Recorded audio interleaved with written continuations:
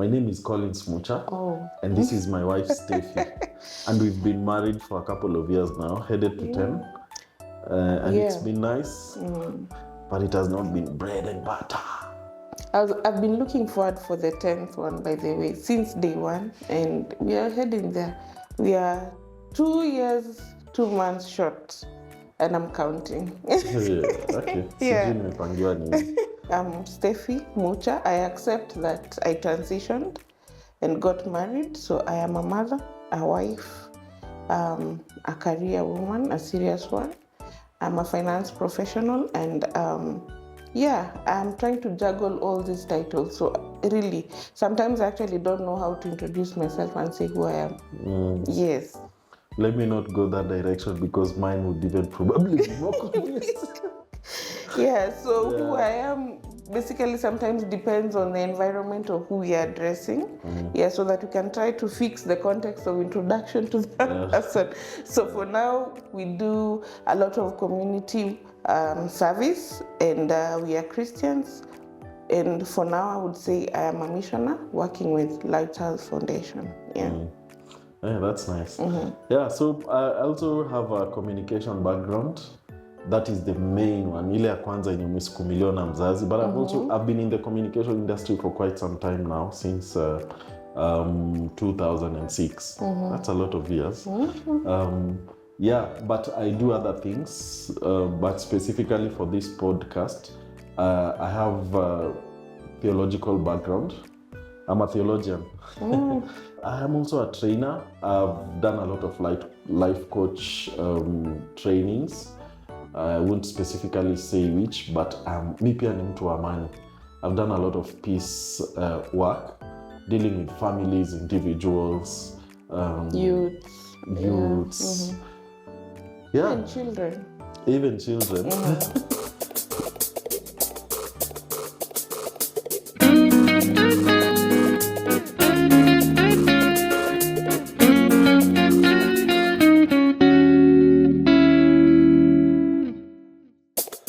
This Lighthouse podcast, very first podcast we've ever had.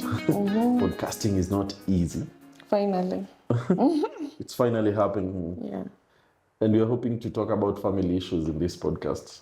We don't know how God has planned for this to happen in the near future. I know there are some plans we've made in terms of what we need to discuss and talk about in this podcast, but we still want to leave it in the hands of God. Yeah. And you also, our viewer, to tell us what you think we need to talk about on matters family, specifically looking at conflicts. Societies are made from families, and if families are not working, then it means the society is not going to be okay. Family is just defined as a unit where there's a parent, there's a child, and we are saying we are going to talk about an all-round family matters. So you're also welcome to give us your views and your inputs and share with us what you'd want us to talk about.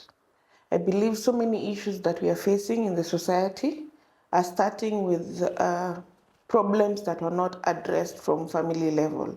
So if you'd want a difference in our society, we just have to agree that it has to start with a change from the basic family unit, addressing whatever issues are there, and together coming up with not necessarily full solutions, but better ways of dealing with those challenges. Yeah. I hear some people, some young men and a few ladies who are scared of commitment and getting into marriage. Familia, at this point, no. The challenges that are in families are unbearable. I see a lot of marriages breaking. So those are some of the things we're going to be addressing and see, is it true? Yeah. Remember the other day I was telling you that this year we've actually not attended any wedding. So it means the generation that's behind us or our friends, or I don't know what the problem is, but people are actually not doing weddings. So it must be the commitment issue that you just spoke about. People are scared of weddings and getting into marriages because of what they see happening in marriages. Meaning there are a lot of challenges that we really need to address. Things that we need to talk about. A lot of false misconceptions about marriage. And we are not the first people to get into marriage. So we need to look at what was happening right for our parents and people in the past. Why was it working in the society kitambo? The rate of divorce then was actually not as high as right now. Too high. Kwanza sahi, the rate of divorce increased by 16% 2 years ago. Wow. There's a queue of getting divorces, eh? Yeah. I wish we can reverse such queues, but I can't really say we can, but we can try to address. Yeah. Remember, like there's a verse that says, like the shepherds, you can leave out the 99 and go for the one. So we hope as Lighthouse you're going to get that one that can be salvaged. Yeah. Yeah. And I know in your conversations with people who are married, despite the number of years they've been married, you'll always get a scare of a couple that is close to you telling you that we are in the verge of breakup. It's crazy. Yeah. Yeah, and painful. Really sad. So we are really hoping that this podcast is going to be that platform where we share these issues and we also offer some light, like the Lighthouse is. Offer some light kidogo, give context and talk about things that really affect you. And you can also, as you share and comment, we now need to start getting used to that. Yeah. Share, comment. Like, share, subscribe. So as you do that, we would also want you to engage us in the comment section and tell us what are these issues that you'd want us to address in the next conversations that we'll have concerning marriages. Because I know we have a lot of challenges that we are going through. Yeah. Some specifically unique to women. Yeah. And I can say our list is bigger than yours, but hey, yeah. Are they challenges or complaints, your list? You see, you can't get to a complaint if you didn't have a challenge in the first place. So it means we can't really separate the two. They could be complaints, but coming out of a challenge. Yeah. But also, someone might ask, I'm not married, so Lighthouse is not for me. And I don't think that is really the truth entirely, because someone is on the path to getting married, or you'd want to get married at some point in your life. So it means we are basically just trying to see how we can also enlighten you and share this information so that when you move into the marriage, you don't move into it with a blind side, but you can actually say, I learned something from Lighthouse and I'm going to do this or practice this when I get to that stage. And talking of that, I think there's some, we need to talk about some false beliefs we had about marriage before we got married. Because you might actually need a whole podcast specifically handling that issue. So there are a lot of misconceptions, like we said, that people have about marriage. But like I was saying, there are some challenges that are uniquely for women and some that are unique precisely for men because of the gender roles that we placed in toxic the society. Masculinity. A lot of things in the society, that the expectations that are there in the society, the perspectives that women and men have. So these are things that we're going to be handling and dealing with in this podcast. Our families, where we actually came from. Yeah. So no one can actually say they don't know anything about the family unit, because there's somewhere that you actually came from. Yeah. And some of these issues we battle with, like you call them challenges or complaints, actually coming from childhood, things that were not addressed when you were growing up, your initial family unit, you know. So we hope that we'll try and highlight some of those challenges. Some we might not capture, but if we don't capture like what you went through, we are also welcoming that, so that we can also be, I think we're also learning the same way they are learning. So we can always share information, and when we do that, I believe we'll have a better society. Sure. Some of the challenges that I know that men are going through, there's a lot of pressure, financial pressure. Sisi, ukizaliwa mwanaume, you officially become a sponsor. Yeah, so you guys basically say you're the head. So we are leaving out you to handle the head. So too much pressure. Why should that be a challenge? You're already saying you're the head of the family, so we are saying take the head and lead. See, financial. The society expects you as a man to do what? To be the primary provider. Yeah. Unfortunately, sometimes it's not the case and it does not happen. So how do you deal? And with we're such actually in the issues? Mubaba era. So the more you're having it, the more now you become even eligible to people who are looking for the men that actually have made it and have money. So again, that is something that can come back to affect the family unit because One of the biggest issues, actually, it's one of the biggest issues that really causes a lot of strain. And it is ranked among the biggest things that has led to divorce. yeah. Yeah, so financial. When you don't have it, it's an issue. When you Yes. have too much of it and you make bad choices again, Yeah. it's an issue. So you have to have a balance. The reality is, the expectation is women expect you as men to be a mubaba and to give and to provide even when you can't. Yeah, and I also want to think that part of why you're also seeing it as a challenge is because also ladies are giving you a run for the money. We are really running towards the career side. Yeah, and when we do that, we try to climb our ladders, which means more money and a healthier pocket. So that gives pressure to the man because probably his career is stagnating at that particular time, and for the wife, it's actually progressing. So what happens when there's no balance?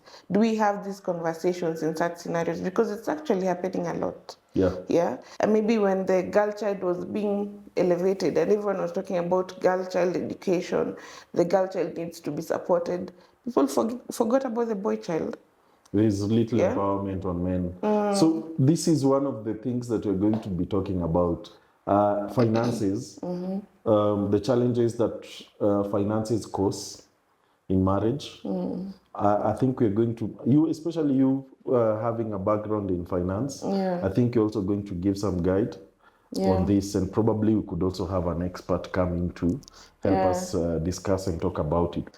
So there's that issue of us trying to have a work-life balance. You know, at the office, I'm expected to work twice as hard because people are thinking, how much will this woman actually bring in on the table? So aside from that, when I come home, I have to unleash that kofia of that career woman, put on my lasso, and be a mom. And Theo is all over you. Yes. Yeah. Theo is my little one, the last one, I hope. Theo akimalizana na wewe, the dad is also waiting for you. Yes. With the So expectations for you sometimes to... I actually tell him, Theo is my last born son. Sometimes I actually tell him, by the way, I'm only married to one man because sometimes he behaves like I have, I have to do the obligations that I'm doing to the father. Like I also have to give him an equal attention. Yeah. Sometimes he would tell you, hey, I miss your food. And you're like, oh my God, we just came home together. So he would put on the TV and wait for the food. He already said he misses your food. I married you expecting you to do such things. Yeah. For me, so... But it's a challenge to me because you love what I also bring on the table, don't you? I love what you bring on the table. Yes. So it's a challenge. Balancing all those things. So that's a serious issue that also affects men. There's this time, one of my daughters started complaining that, Dad, you don't do pillow fights with me like our neighbor's child. Yeah. So there's a lot of expectation from the children. The children really expect you as the dad to be available, to be there to play for them, be there in their important milestones that they face, go to school, if they're in school, attend whatever functions. They want to identify with you, and mostly with your presence, which sometimes most men do not give. Your wife also expects you to be there for them emotionally. Yeah, true. Which we sometimes do not really do. A lot of women complain of lack of emotional support from men. Yeah, and unfortunately, we are married to different men, and some of them would be easy to communicate that I actually need you to be there for me emotionally, but for some, the ladies just don't know how to actually communicate that message with them. And it's a sad story, yeah, because It really is, and like you said, they do not know how to communicate. That yeah, some are even scared to talk about certain things, because the environment that is there does not also necessitate for communication of such issues. But you see, this is also pressure for men. Sometimes you expect too much from this man who is also emotionally broken. The society does not allow men yeah, to be emotionally broken. Men are usually expected to be at their 100 always, even when they are down. People forget that men are also emotional beings. We feel emotional. We also need to be loved. We want to be cuddled. We want to be spooned. We want to, And it's funny because how is it that the man and the woman would want the same thing, but they're actually both not getting it? So from the trainings we actually do and the ones that we've already gone through with couples, we realized that some of these things, it's just communication that sorts it. If they are not communicated well. Yeah, it's just learning how to communicate with your partner, because there's no like a manual of communication, but you need to understand your partner and probably understand the cues that they give you, that, hey, this is that particular time. Like, is the wife breaking all glasses in the house and quarreling everyone? So then that would be a cue that, hey, probably I went through something through the day. I just probably need a hug to sort this, And like you're saying, when communication is a big problem, then the next thing that will come in is we are going to have constant conflicts. Yeah. We're going to have constant fights, unresolved issues. That just A lot started of from a things small issue. Yeah, a lot of things that are put under the carpet because things were not communicated well. Things did not, there was lack of clarity from both ends. Sometimes you have expectations and you expect your man to know what you're mad of. Saa zingine, we don't even know. Yeah. Why is this woman mad? So people should actually talk. And non-verbal communication is very risky if you do not know how to use it. Yeah. Do not expect that you are going to read all the non-verbal cues and get them right. Sometimes you also need to put your intentions in words, so that it's very clear what you expect from someone. You may be expecting a hug, Yeah. but you're not communicating a hug. Probably you are mad and you're expecting a hug from someone. This person you're expecting a hug from does not look like they want to receive it. So yeah, there is need for clarity so that we do not struggle with conflict resolution. And the families are they're not going to struggle that much. And when all these things happen, people still expect that these human beings are still going to be intimate. So much pressure, by the way, because you imagine someone has been working with some crazy boss during the day, a very toxic work environment, comes home. So it has to start with you being there for this person, your partner, emotionally, for all other things to flow. You don't expect one side to work and the other side is not working. So again, we are saying talk. Talk about those issues, talk about those struggles, When those things are not resolved, we're going to have problems in family. We're going to have emotional disconnection. We lack intimacy. When we do not have shared goals, then families will also struggle. And eventually we'll just struggle, and the rates of divorce will increase. And not just divorce. When you are saying people are afraid of commitments, I don't think it's just the man, but even the women these days are afraid of commitments. So the issue with in-laws is also a serious, I think it's something that people are afraid of committing because of the families. Like Africans, we believe you just don't get married to the person.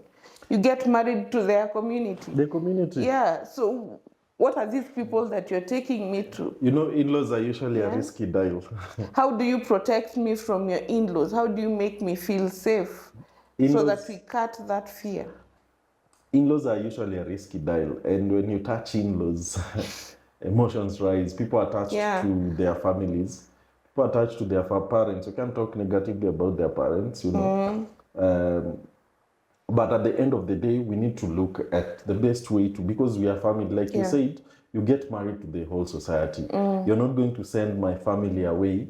They're not going to stop being my brothers and sisters and my their parents and my cultures, uncles. you know. Nothing, we are not going to change all that.